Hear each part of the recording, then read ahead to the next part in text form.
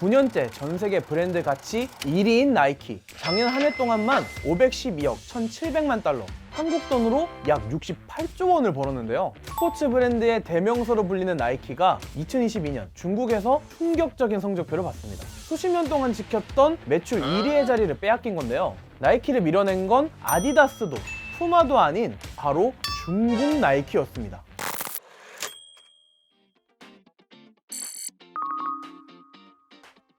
나이키를 매출 2위로 밀어낸 중국 나이키, 바로 안타스포츠라는 회사인데요. 안타하면 야구 용어 아닌가 라고 할 정도로 좀 생소한 브랜드죠. 그런데 지금 중국 내에서 매장만 6,900개가 있을 정도로 중국인이 가장 사랑하는 국민 브랜드인데요. 안타스포츠의 CEO 딩수종은 중국 푸젠성 출신인데요. 여기 동네에 신발 기업만 1,500개가 있을 정도로 이른바 신발 마을이었죠. 신발 공장을 운영하는 아버지 밑에서 어릴 적부터 일을 배웠는데요.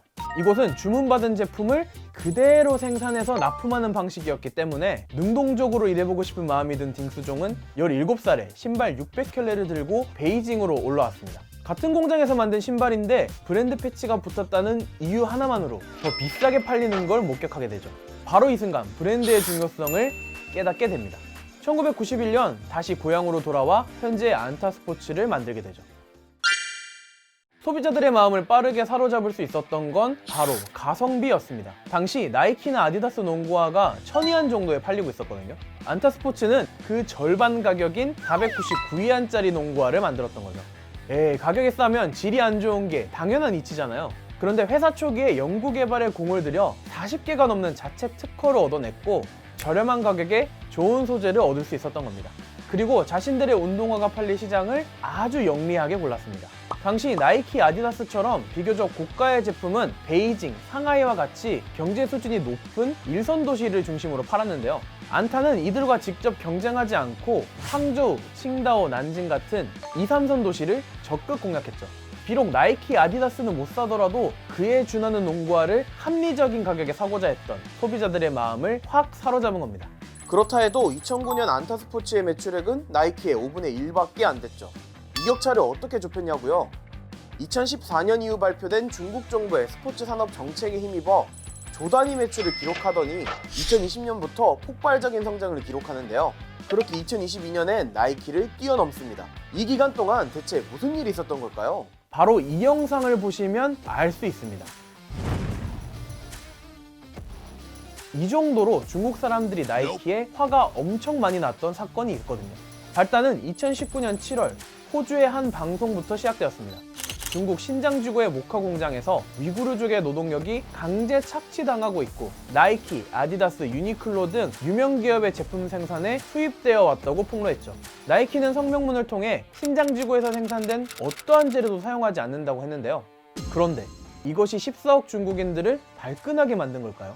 나이키의 옷을 가위로 자르고 운동화를 불로 태우는 등 이른바 불매운동으로 번지게 됩니다. 당시 중국 외교부 대변인은 신장 지역에 대한 인권 논란은 반중 세력의 악의적인 거짓말이라면서 중국에서 밥을 먹으면서 그 밥그릇을 깨겠다는 외국인들을 중국인들이 허용하고 있지 않는 거라면서 오히려 정부 차원에서 불매운동에 대한 공개적인 지지까지 보냈죠.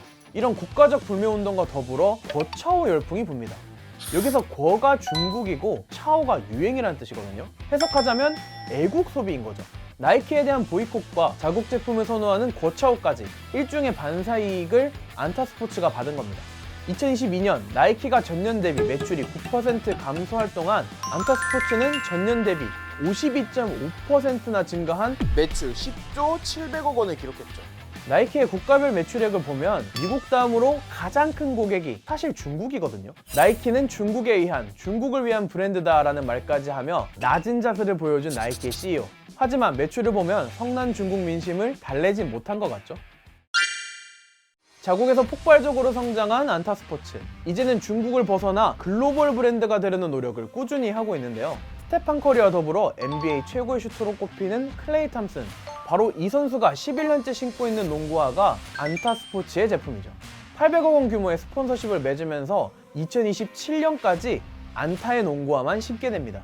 이주용 회장의 빨간 패딩으로 화제가 되었던 아웃도어 브랜드 아크테릭스, 야구 글러브와 테니스 라켓으로 유명한 윌슨도 사실 안타 스포츠의 브랜드입니다. 2019년 아크테릭스와 윌슨이 속한 아머 스포츠를 52억 3천만 달러를 주고 샀기 때문이죠.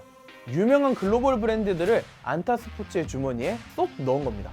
이뿐만 아니라 국제올림픽위원회의 공식 스포츠웨어 업체로 IOC 직원들에게 옷과 신발을 제공하고 올림픽과 아시안게임에서는 중국 대표팀을 후원하기도 하는데요.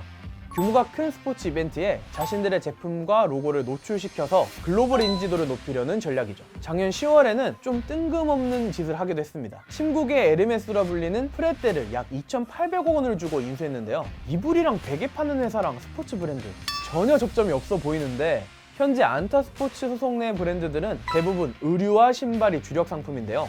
프레떼 인수를 통해서 한정되어 있던 상품 라인을 다양하게 하고, 그리고 여기 친구 세트가 비싼 건 거의 1억 원 가까이 하거든요. 이 비싸고 고급진 이미지를 안타스포츠에 그대로 흡수하면서 기존에 가지고 있던 값싸고 가성비의 이미지를 바꿔보려는 시도로 해석할 수 있는 거죠. 중국의 나이키가 아니라 세계의 안타가 되어야 한다. 딩스종 안타스포츠 CEO의 말처럼 대륙을 벗어나 글로벌 브랜드로 자리 잡을 수 있을까요? 오늘 알아본 스포츠 너머의 돈 이야기는 여기까지입니다. 구독과 좋아요, 알람 설정 꼭 부탁드리며 다음에 더 흥미로운 이야기를 가지고 돌아올게요. 이번 영상을 만든 PD가 추천하는 영상도 보고 가세요. 스브스 뉴스의 다른 영상을 즐기시려면 구독 버튼을 꼭 눌러주세요.